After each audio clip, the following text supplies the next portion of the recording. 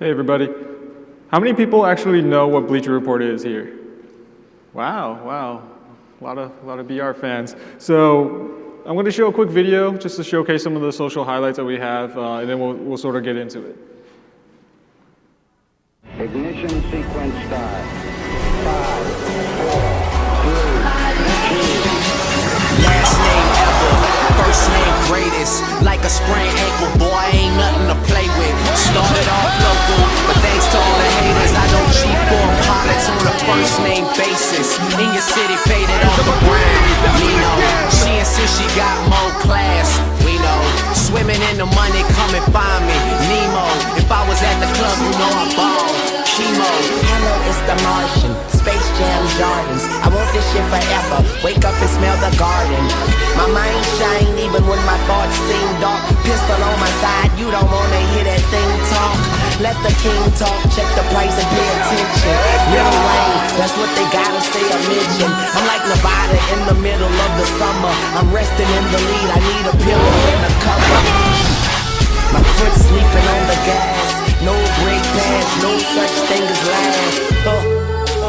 It may not mean nothing to y'all. Understand? Cool. So what to really expect from this session, we're going to quickly go over what Bleacher Report is. We'll take a quick journey through the evolution of our stack and why AWS Elastic Beanstalk and Docker work for us. And we'll go over a little bit of our usage of AWS Elastic Beanstalk. We'll also do a quick case study comparison to sort of see the before and after effects of it. And we're going to talk in real briefly about what the architecture is going to go in the future. So who we are, this is a quick shot in our SF office. These are all our content people that are feverishly giving you like the latest news, the latest updates, push notifications. They get to just watch sports all day as their job. It's pretty great. All the little things you can see, we have a little custom CMS for them. It's all powered by Elastic Beanstalk. So we're a leader in sports media, real-time social-first sports content. We reach over 250 million people every month. Our web averages about 50 million uniques. But what's really, really important to us is that our app, 15 million downloads just this year, and we average 230 minutes per unique each month, so we're the #1 sports app. So what makes us different, right? We're an industry trendsetter. We seamlessly meld personalized in-depth sports coverage with content that exudes pop culture relevance. I'm sure you've all seen our posts over Instagram, Facebook, Twitter. We also have innovative original content, such as Game of Zones. We also have social media accounts that were just mentioned, and there's millions and millions of followers. So how many people here are still running a monolithic infrastructure? Well, not as many as I thought there would be, but I feel your pain. Like most startups, we built everything on a single code base. This was not ideal, but it really got us going. Compounding this, we also built a lot of our own infrastructure. That means like CloudFormation, EC2. We did a lot of the nuts and bolts to get everything running. This worked, but you can really only run with ankle weights for so long, right? So monoliths are very hard to scale. I don't need to tell you guys this. There's merge conflicts. Large intertwined code base, it's really hard to learn. Like new employees are easily overwhelmed. Like you bring them in, you dump them this big code base, they're gonna be like, where do I even start, right? Continuous deployment is super risky. There's no concept of service contracts in a monolith. You're just gonna go, oh, I need to make this change, but you might be breaking somebody else's code. So it's very hard to scale an engineering organization. So what does this really look like? Above, you're going to see what we considered developers' responsibility, and below, you're going to see the operations responsibility. So this is back in the monolithic stage. So you're on a new service. We were a big Ruby shop, and so if you want a new service, you're going to go, hey, I need this new Ruby app. I'm going to take that over to operations and be like, hey, I need this thing built. Let's configure everything, right? And then operations will be, okay, I'm going to install Ruby. I'm going to install all the libraries that you need. And as this is sort of happening, two parallel paths of work are sort of happening, and they're sort of divergent. They don't really come together at any given point in time. What really happens is developers would install Ruby on their own And then they'll play this little game of telephone and have operations try to mimic that on a production system. If you're a little bit better, you would use something like Vagrant to at least keep people on the same page, and then you have like Chef and whatnot. But still, this wasn't ideal. You end up in this cycle where like, okay, I think it's working. Let's ship some code to it. Let's see if it works. And then they'll come back and be like, no, I need this library or I need this configuration changed. This is a vicious cycle, and it's super inefficient. Sometimes it could take 2 to 3 days to even get a new service going. When we finally finish this loop, we can actually go, hey, we feel pretty confident about this. Let's package this up, build an AMI, and put this in the auto-scaling group and throw it in CloudFormation. So as you notice, you see there's a lot of bouncing around and a lot of big steps. And at this point, developers are ready to verify. So this isn't ideal, but this worked for us. We were able to get our apps going, but something had to change, right? So let's dive into some of the technologies and sort of what all the different steps of all that was. That was a really high level. Here's actually what we did. We used Chef. We will configure all the infrastructure with Chef, Ruby installs, MySQL libraries, et cetera. But after that, we would still need to send this up into S3 and build an AMI. At this point, we would actually go to CloudFormation and make that update onto the auto-scaling group. At this point, we're ready to scale in the new instances, and then we would have to actually scale out the old instances as well. And because there's a health check, it would actually take up to 2 minutes for an instance to be reported healthy. So this is, a long process just to do a simple deploy. And at this point, we're actually finally ready for clients. As you can see, this is way too many steps and way too many things that you have to do, and there's a potential to go wrong at every single step. We try to automate it all, but we'll see what we can do about that. So I want to bring up something we built. This isn't too important for you to dive too much into detail, but at the end of the day, we actually built a lot of that tooling, as I sort of mentioned earlier. We would actually want to just configure it with as little, we want to configure this with as little JSON as possible. I don't know how many of you have used CloudFormation, but it's actually pretty cumbersome to go through and write all the different portions of it. So what we did was the guy who wrote this is actually here. We wrote a little tool that allows us to take a lot of the different parameters and just create a little DSL for it. So this saved a lot of time. This interface is actually quite good, and it made things work without having to go too much detail. So now that we know how we used to run things, let's sort of talk a little bit about where we want to be, right? So microservices, We understand the past, let's move forward. Like many other companies at these crossroads, we took the latest buzzword and let's run with it. This is going to solve all our problems. Let's slay that dragon, break that big monolithic thing into a million little pieces that we can actually handle. Break services out, remove the complexity, increase code velocity, and we will be able to ramp up new hires faster. And now we're going to have clear ownership of disparate code. However, before we can do any of these things, we sort of have to look at the process that we sort of had before and see if that scales even by going to microservices.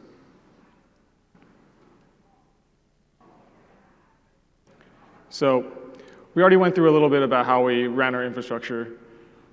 Frankly, it just didn't work because we wanted to move fast. We were a fast-paced engineering organization. Things were always shifting. We're always trying to stay ahead of the curve. So we had to do a little bit of self-reflection in order to get us, through this transition successfully. So it's pretty apparent, ops was becoming a clear bottleneck, and this is not where we want it to be. Infrastructure repository. So all that tooling that we sort of talked about, like the CloudFormation, that DSL, all the different things, Chef repository, 182,000 lines, 882, like that's terrible. It takes 23 seconds to clone this off GitHub. Can you imagine being a new developer? You're like, we just hired you to be our new ops guy. Here's how you get started. You clone this monster of a thing. So staging production stacks, right? We had over 600 CloudFormation stacks to manage. Yes, we had maybe 1 or 2 big monoliths to manage, but those are broken up into all their own little things. There's one code base, but a lot of different services. There was delayed jobs, schedulers, workers, web app, Redis, et cetera. And our DevOps team at the size was 2. It always fluctuated between 2 and 4. This was not like this big operation. Obviously something had to give, and we were always fighting fires. This wasn't very good. So we needed change, and we needed to identify what those changes were so we can move on and move fast in order to keep up with our competitors. So also one thing was it's just simply too complex, right? So at this point, the self-reflection is really important. You can't really begin to tackle a problem until you've actually understood what your actual problem is. So one question as a DevOps engineer you should always ask, or as a good employee, or a good engineer, in the software development lifecycle, where are you most useful? Let's not reinvent the wheel. A lot of things have been commoditized. Every year at the reInvent, you learn about all these new tools that sort of obsolete everything else. If you keep doing the things that are old and you're wasting your time on old technology, you're not taking advantage of things that somebody else are facing the exact same problem, and Amazon's going to solve that for you. So remember to focus on the type of work that is most important to help your business succeed. One thing to really identify as you're doing this process is to identify all the bottlenecks. So I don't know how many people here have read the Phoenix Project. Oh, good amount of people. So this is a really great book. It's sort of based on manufacturing, but they apply it to an engineering organization. You'll probably get a really great laugh, especially if you worked in a little more of a traditional engineering organization. It really helps you about identifying the bottlenecks and sort of figuring out good ways to sort of address them. And more importantly, we really got to keep things simple this time. One of the biggest problems was Chef. I don't know how many people actually run Chef here. Okay, that number seems to be going down. But one thing that we had as a problem with Chef was we couldn't get developers to use it. It firmly became an ops task to do anything with Chef. We really didn't want to be gatekeepers at this point. We wanted to empower developers to be able to do things themselves. So the lower the barrier of entry, the easier it is to sell this as as something that would actually work. So with all that said, we're now in a phase where Elastic Beanstalk and Docker really work for us. So this sort of happened in a really cool way. Ops was becoming such a big bottleneck that developers wanted to rebuild that CMS that you sort of saw on that slide that all the content people would be using. What happened was Docker came around. They wanted a way to ship something in Docker. It just so happened that Elastic Beanstalk was around. So they were actually able to get a first revision of that up without much operational help. And with this, we sort of took that and ran with it, because if a developer without a whole lot of intervention was able to get a lot of this stuff going, there's no reason we shouldn't approach this and see if we can make that experience even better, right? So I'll talk a little bit about why Elastic Beanstalk and Docker made this possible.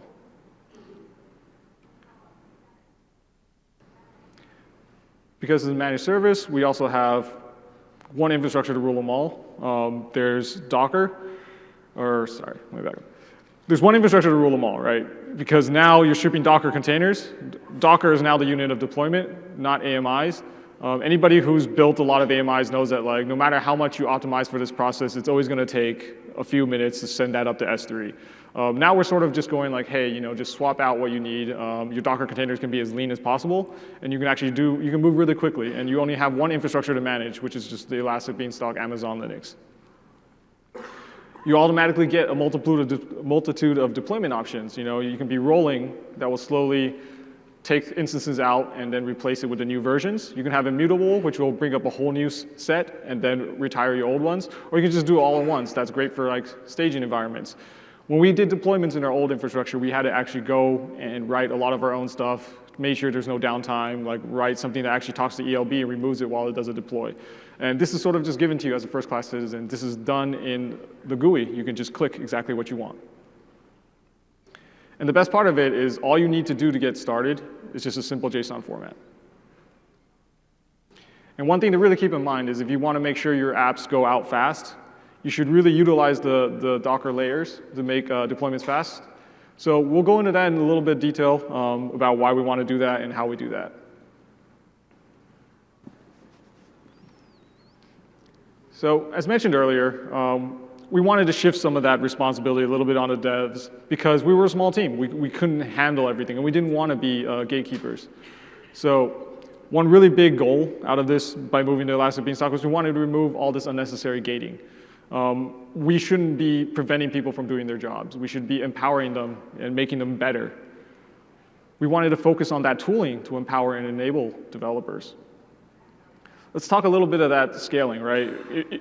Think of the software development life cycle as a baton race. A really good way to think of this is, how long do you have to run before you hand off to the next person? And sort of where we were at right now was, developers are ready to go, they're ready to hand us the baton, but as ops people, we're down tying our shoelaces or something.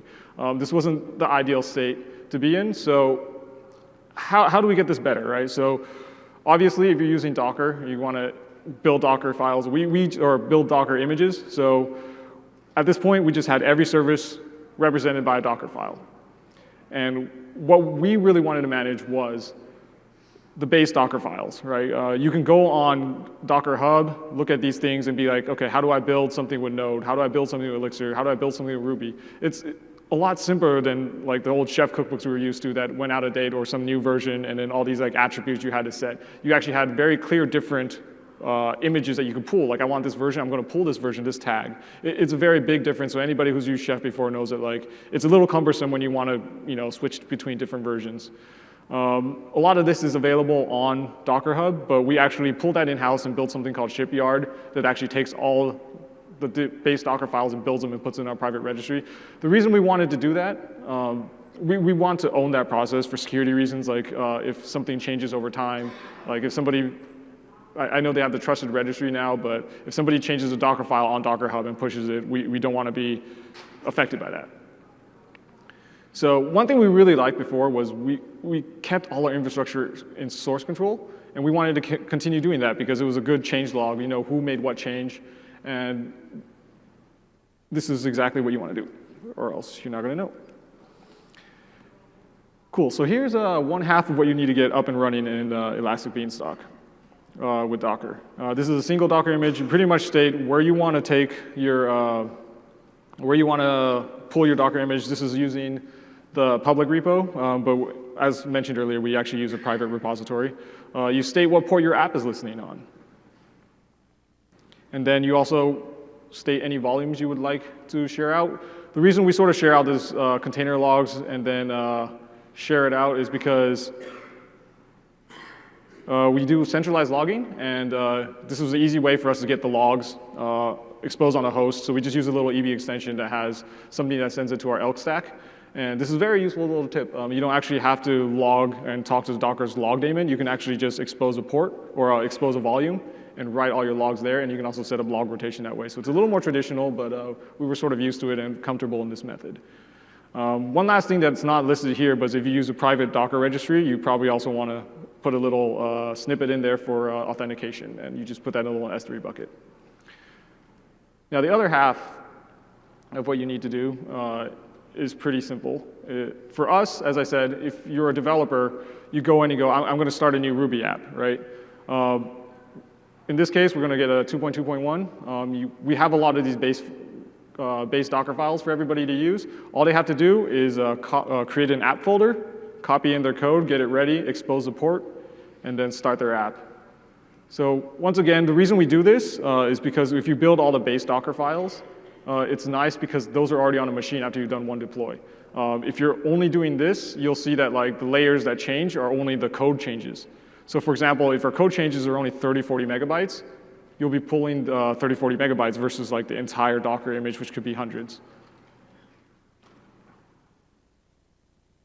So under the hood, we really like Elastic Beanstalk because at the end of the day, it's just a wrapper around a lot of the technologies we've been using, except it's packaged in a nice little thing where we're not writing all the tooling. We're actually using, we're leveraging some tooling that Amazon's already given us.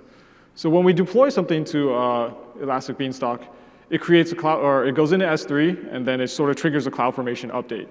So at this point, there's a lot more that sort of happens under the hood, but the things that really matter to us are like CloudWatch, which, if you enable enhanced networking, it gives you a lot of things that aren't normally given to you in EC2 CloudWatch. You get things like disk space and other things like memory usage, et cetera.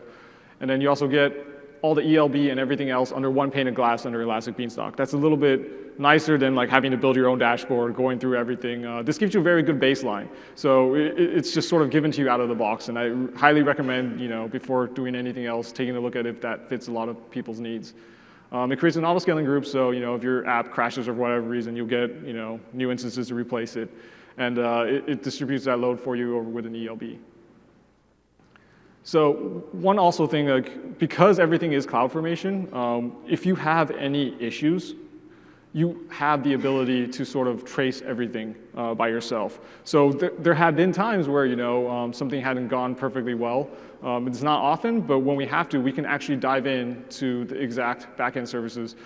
So you can actually take an Elastic Beanstalk stack and then search CloudFormation, which will actually give you all the resources that is created. So like CloudWatch auto-scaling groups, scale-up policies, et cetera. So if you wanted to do some tooling, like let's say you wanted to do your own custom auto-scaling, because CPU and network aren't the ones you want to scale on. You want to scale on a custom metric that you sort of manage yourself. You would need to look up those things. So a quick way to do that would be to go into CloudFormation, look under the resources, and then pull everything up as needed.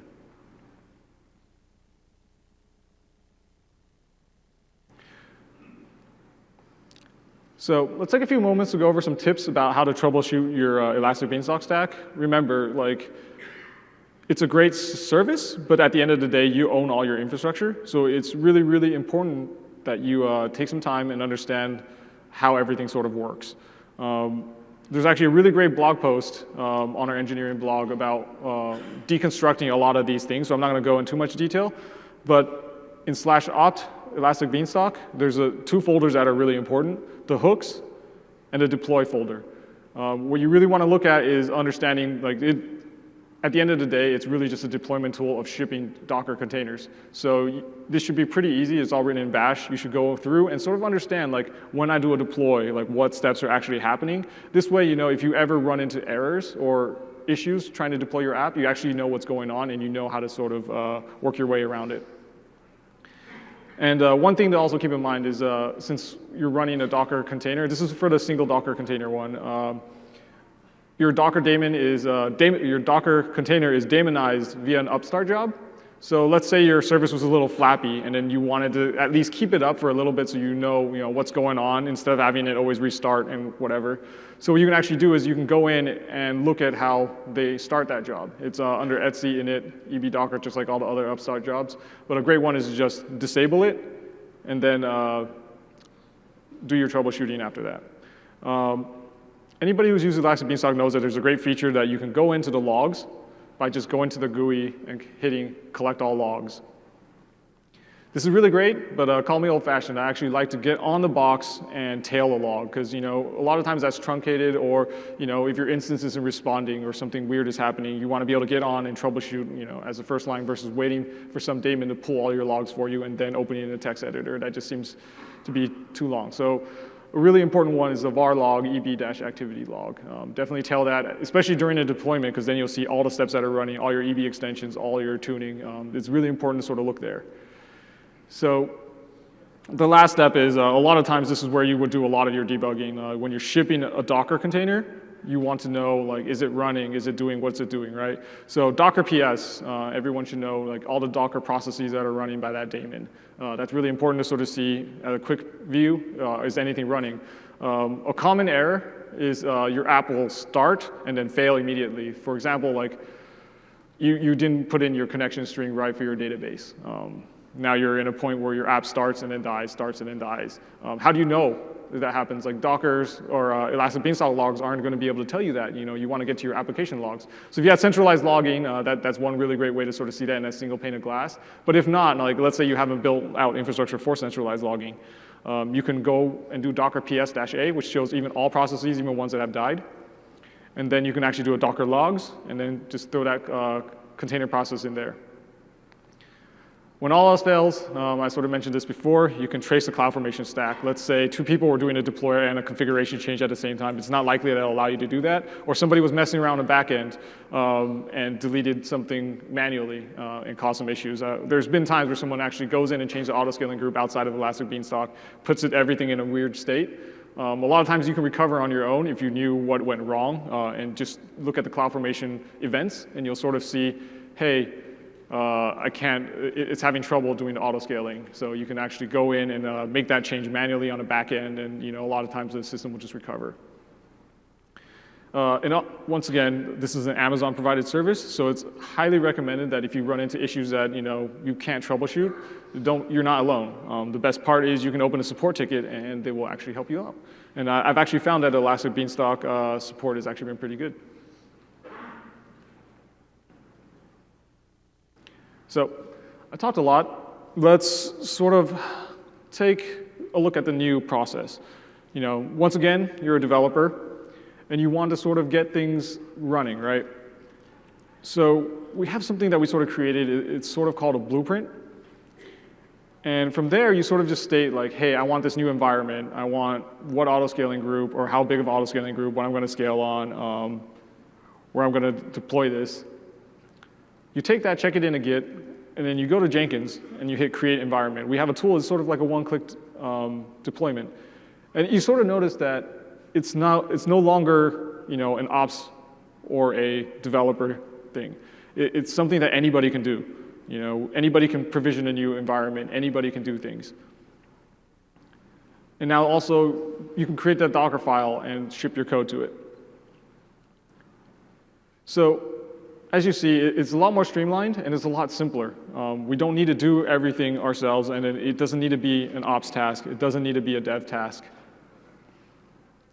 The reason I place all the swim lanes in the middle is it's really important that we empower everybody and allow everybody to do things. There is no ops responsibility. There is no dev responsibility. As DevOps, you should really come together and sort of share that responsibility and work together. And that feedback loop that was sort of like, hey, you do this, and then I'll sort of try to match what your specs are. No, you can probably sit in a room together, talk about requirements, and in about 5 minutes, you have an environment up and running. And that's huge for us because by moving to microservices, we're going to have orders of magnitude more services to manage. And in order to do that, you need to be able to deploy fast. You shouldn't be spending all your time worrying about how you're going to deploy. You should be worrying about your time how to write the code, how you're going to help your business win. It's not, it's pretty self-apparent that you don't want to spend your time on processes. You want to be spending time writing code. So we're going to go over the technologies that you sort of need to get this to happen. In our case, all you really need to do, create that Docker file. It'll do a build, and it'll push it to our private registry. This is all handled via Jenkins again. And then you can actually just take that and deploy with the Docker run.aws JSON. You take that and you deploy that out. It takes about 6 minutes, a lot less than what it used to be. And at that point, you're sort of done. And that's sort of beautiful. We do a lot of this through a Jenkins pipeline. So you notice that even though there's 3 steps, as a developer, you really, after you have everything set up that initial time, you sort of check that to Git, and you go to Jenkins and you go like, I want to deploy this app to this environment. And then that's it. Jenkins will sort of show you in a lot of little swim lanes like where you are. So one thing to keep in mind is for staging, you probably want to do all at once deploys, which would probably get that down to like 2 or 3 minutes because you're not actually replacing any instances or doing any like shuffling of instances to make sure you're up all the time.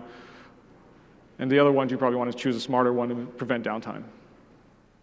So let's talk a little bit about blueprints, right? What does that sort of mean? It's sort of something that we had a lot of trouble getting people to adopt Chef. It was something that we had to spend a lot of time making it immutable, doing all these things to sort of coax it to the right way. Our infrastructure code was just humongous, It was Chef, CloudFormation, DSLs, everything. So let's simplify that a little bit. It's a simple representation of your environment in YAML. The reason we sort of chose YAML is if you go home and then you install Elastic Beanstalk CLI and you do a config save, it actually gives you the configuration in a little YAML format. So for us, it was like while we were tinkering around, we can get a copy of it in YAML. We're like, hey, if we build a tool, we should just keep it very, very similar. So after we've been tinkering it, we can actually just introduce a tool and it'll be very, very similar. So it directly leverages Elastic Beanstalk's API. So when you write your YAML, we take that and then we send that over to API and create everything. So we're really trying to limit the amount of, it's really great, they have a really great GUI, but for us, we wanted to change or track changes and make sure that changes are sort of gone through a process. And it's a little bit hard to have people going around clicking things and changing things, and we'll never know what broke what if that's sort of happening. So we're sort of creating a process around like, hey, all configuration changes should flow through code, should flow through these blueprints. So one thing as when we moved to microservices is we started using 12-factor apps. And by using 12-factor apps, all environment variables are now the configuration. Back in the old days in Chef, we actually had to write default configurations and then set overrides per environment. This is a little more straightforward. If you have an app and then you have these sets of configurations, you sort of just put that in a blueprint and that'll sort of give you what you need. One thing we really did like about the Chef thing is if you could write a bunch of base configurations, and over time you'd be like, if I'm in this environment, I'm gonna override that with a different setting. So we'll talk a little bit more of how we sort of created that kind of process in our new blueprints. So as you sort of seen earlier, we can create an update environment with one click. What's actually really cool as well is we have sort of a dry run feature that isn't if you work with CloudFormation, one of the coolest new features that they have is sort of like you can do a dry run and you can be like, hey, if we're going to do this new template, what's going to actually happen? What's going to change? And that's really important because if you're making changes, you sort of want to test and see what those changes are before you actually do them. So it's also integrated right in Jenkins, a little checkbox. If you make a new configuration and then you want to deploy that out, before you do it, you hit the little checkbox that says, hey, I want to actually dry run this. So it'll actually show you in red like what actual configuration is changing. Once again, we're going back to the point is like we really want to know that audit trail. When things change, it should flow through a structured process. You want to hold your infrastructure as code. It's really cool that you can do a lot of things through a GUI, through a CLI, and all those things. But at the end of the day, for any sort of production system, you want to make sure you have that audit trail. And as mentioned earlier, we sort of call this inheritance. We built this into the tool. We don't want to repeat ourselves. This is sort of like the configuration changes and also anything that repeats itself, because as you build all these different microservices, you're going to have a lot of things like, hey, I'm going to use this subnet. I'm going to use these configuration settings. I'm going to use this security group. It gets really tedious and also increases your potential for messing up and fat fingering something if you have the same copy and paste across the board. And it's going to be really hard. And you can either write a different tool that sort of diffs everything on like a wholesale level, but then you end up with that same like 182,000 line code base. We're really trying to keep things simple, and we really don't want to repeat ourselves. We want to just keep it as small as possible. So there's some gotchas. If you are a 12-factor app, environment variables are configuration. What's nice about it is Elastic Beanstalk supports this off the bat. You can use this really well. But what's sort of scary is if you store all of this in Git, this is a really bad thing, right? Like we use GitHub, so at the end of the day, GitHub's a really big organization, but whenever you farm out something to somebody else, you want to sort of treat it with a little bit of distrust, right? Let's say they get hacked and then all the code base is everywhere. At the end of the day, you don't want your database connection strings and all your secrets to be out. We could have used something a little more heavy-handed, like Amazon's like secrets manager, but we decided not to because at the end of the day, all the stuff lives on the Elastic Beanstalk GUI. So we didn't want to do that. So what we actually ended up doing is we encrypted them. This way, at least in Git, it's not stored, but stored in plain text. And what's really important also is don't repeat yourself, right? We sort of went into this a little bit. The big things we sort of broke out to not repeat ourselves are like common configs. Like if you're in staging, you're in production, you're going to use different subnets and different VPCs. If you have app-specific things such as like S3 access, like IAM instance profile, you want to sort of group those together because a cluster of apps are probably going to need the same permissions. You don't need to create a bunch of different profiles for every single microservice. Like if it's a cluster of stuff together, they share a lot of similar things. Like if they need to talk to each other, for example, like a lot of things, you have the same security group and you don't need to repeat yourself a lot of times. And then at the very end, you sort of choose like environment-specific things. Like if you have an SSL cert for this endpoint that you wanted to use, you can state that, but you don't have to actually have that all the way up. So other things are like special Snowflake things. Like let's say I am part of this group, but I also need to add this security group or something else. At the very, very end, you can always override anything that is sort of inherited, and that takes precedence over everything. And what's nice about this is you end up with a much shorter blueprint, and it's sort of like your configuration isn't bloated, and you're not copy and pasting the same code hundreds of times. And tooling actually compiles and ships all of this via the API. You can get the dry run, all those features. And so where we sort of come from is building tools that improve the life of a developer and anybody working in an organization versus firefighting and managing this tool that really we're the only customers for, right? At the end of the day, as DevOps engineers, our customers sit right next to us, and you want them to be successful. What do? You create tooling for them. And so this would not have been possible if we're fighting fires and still managing all the different components by ourselves. Elastic Beanstalk sort of allowed us to do less of the deployment and provisioning aspect, and sort of build more on custom tooling that makes sense for our organization. So real quick, we're going to go through the decision tree process of making a blueprint.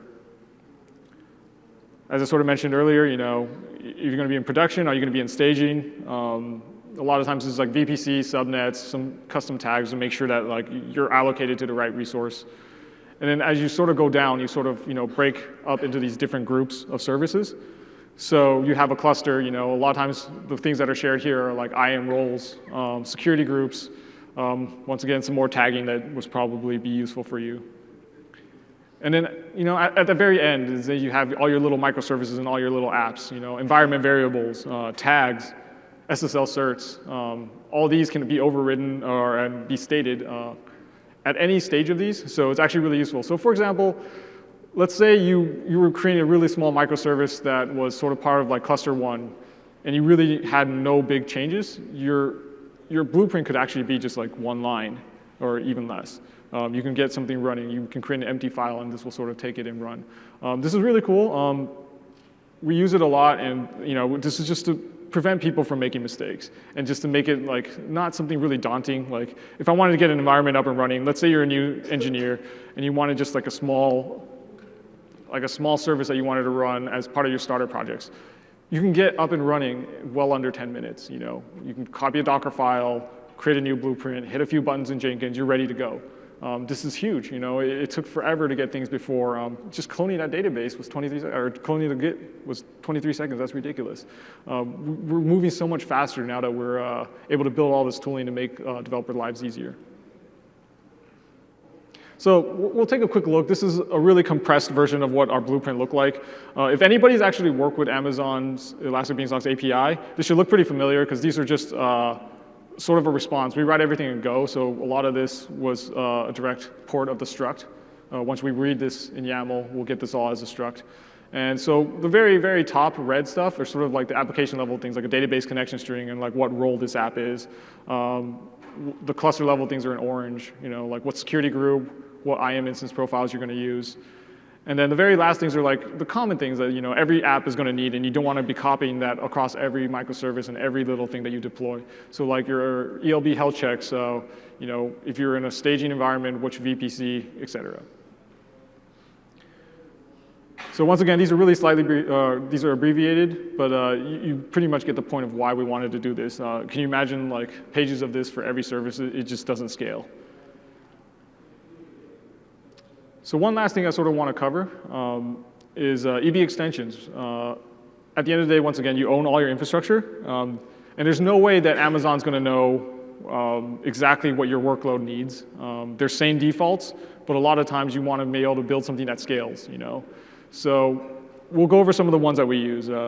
We tune our apps for higher concurrency, so we actually go into sysctl and change the max connections, our network settings, and how many connections we can actually open, and open file descriptors, et cetera.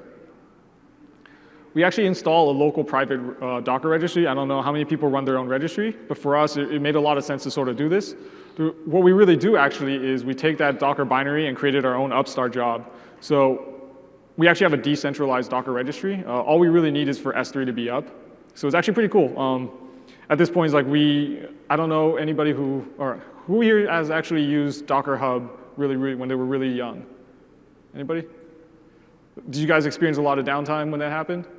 Yeah, this is sort of what pushed us toward doing this. By creating this little service that we're able to do, we can actually decentralize that Docker registry. We actually just pull everything from S3. So as long as S3 is up, we're good.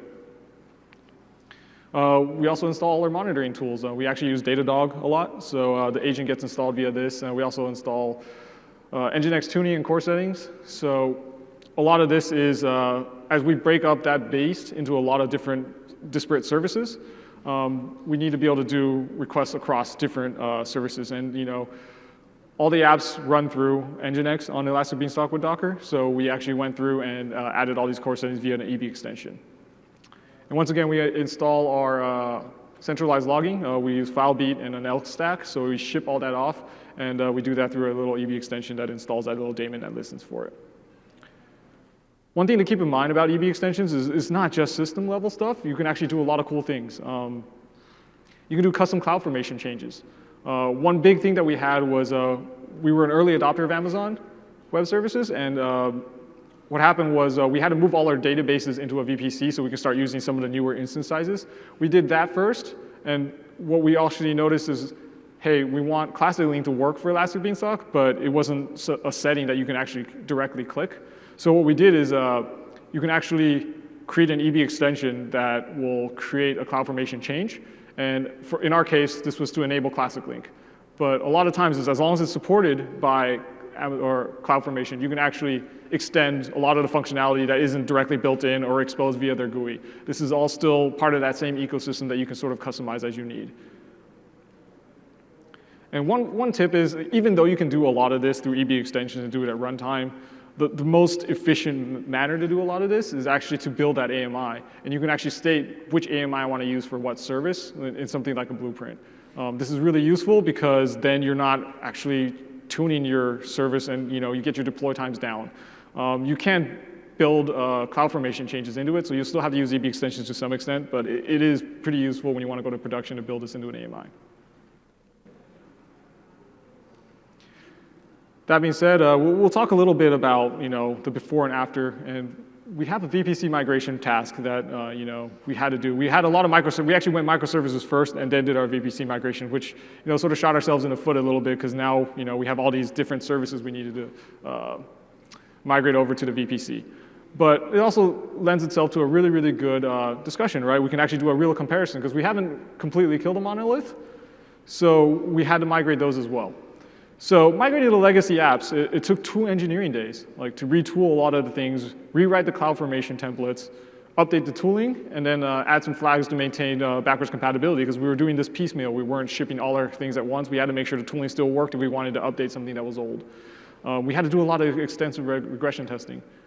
So 2 days, that's a long time. So for migrating Elastic Beanstalk apps, this was 30 minutes. And all it really was reading a lot of documentation about what I needed to change.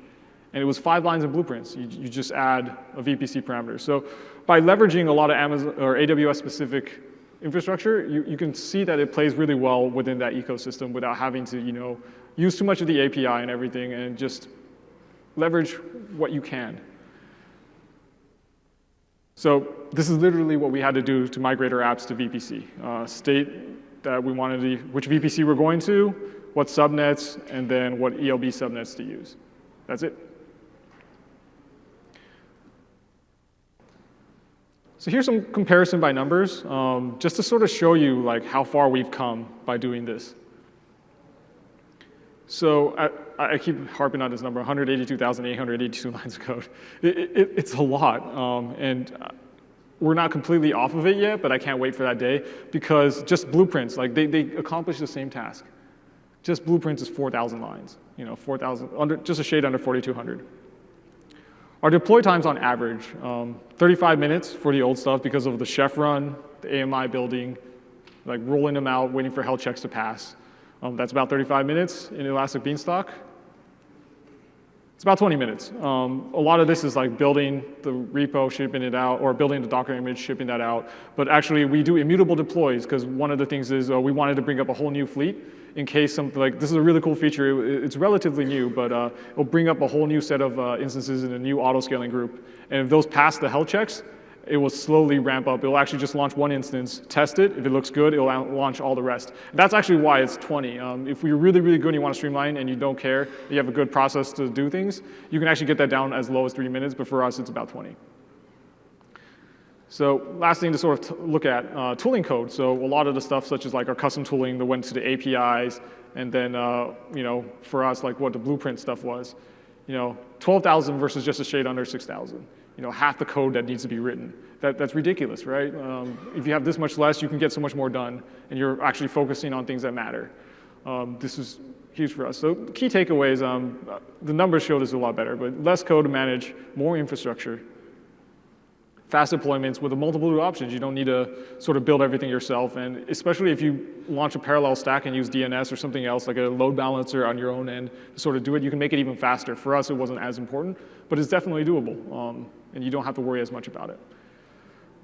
A lot less tooling required. We leverage Amazon's rich API ecosystem. We love Amazon's API. We try to do everything we can through an API, not through the GUI. Like a lot of times at the end of the day, when you're clicking around in the console, you're actually just calling the API through something else that's sort of given to you. So I talked a lot.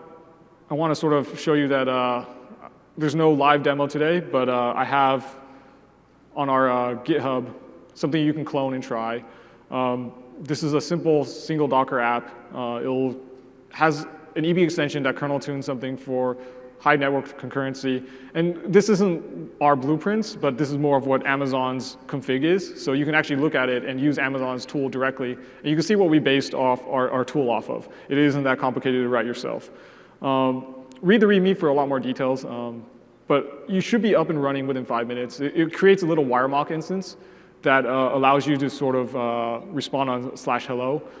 What we use WireMock for is, as we started moving toward all these different microservices, we wanted to be able to synthetically benchmark and know the service limits for all these different services, because we wanted to know when something was going to fall over, when we needed to scale and whatnot.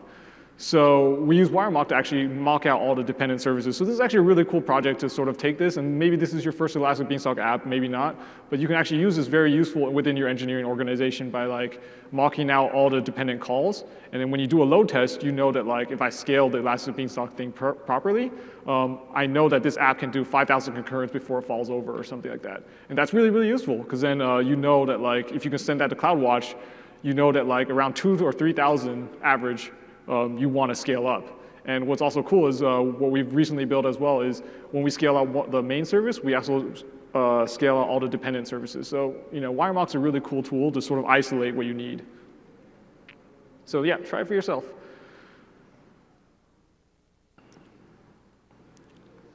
So where do we go from here? Today we're 2 monoliths, and we're actually up to 26 microservices. That's not counting all the different staging environments, integration environments. We've come pretty far, and we're only growing. We're going to have more microservices as we go. The time to service online is actually down more than 300%. This is huge. We don't want that baton to drop. This is really, really important that that handoff is clean, smooth, and people can get going. So a big takeaway is Elastic Beanstalk allows us to focus on the tooling and what's important for our business, and not the firefighting. It's really hard to retain good ops engineers if they're just firefighting all the time. They're going to get fed up and they're going to move on. So tomorrow, where we go for in the future, right? We're going to iterate on that tooling to continue to reduce that barrier of entry. We're pretty happy where we are, but I mean, there's always room for improvement. I see a lot of cool things we can still do. And what's nice about this is we're now focusing on things that help us win. Some technologies we're keeping a close eye on. ECS, right now, as we mentioned, we're using single Docker images, so we can figure out service limits and all that stuff very clearly. But ECS will really help us save on the spend side, because as we get container density, we're going to run all our instances hotter, because especially since we use Elixir for a lot of our apps, it's very high concurrency, very low CPU usage. We can actually overload that machine more than we can actually throw enough load at it. So multi-container Elastic Beanstalk, which is based on ECS, is also an option. But I mean, the holy grail, as you've seen a lot through the keynotes and everything else, serverless, where we don't run anything at all. We manage just the software delivery lifecycle, and then we can just figure out how to get our apps running without running the servers. So like Lambda, API Gateway. So takeaways, as I keep mentioning, focus on what's important to help your business win. That's the biggest thing you can do for your company. Ownership of infrastructure is really important, but really manage only what you have to. Stand on the shoulder of giants. Don't reinvent the wheel. There's a lot of stuff that's out there. Just like you wouldn't write your own Linux kernel, you wouldn't write your own load balancer. I mean, go out and see if there's something out there. It might not even necessarily be Amazon. Just like HashiCorp has a bunch of things in that space as well. You wouldn't write a lot of that stuff. Make sure you go out and see what you have. So identify your needs and address those. Minimize situations that lead to bottlenecks. So as you sort of go through this process, you're going to sort of see that like certain parts of it are inefficient, and that's what you actually need to focus on. Let's say you still are on a monolith. If there's other things that are more pressing, like let's figure out what those bottlenecks are and scale those first. And complexity is really, really bad. Monoliths lead to complexity, but as you build your new microservices, you want to make sure that you keep things simple and it's easy to digest and people are willing to, adopt it because it's easy. And that's really all I have. We are hiring. If we do have some time for Q&A, so if you want, you can come up to the podium or the microphone over there and you can ask some questions. Nobody? Thanks.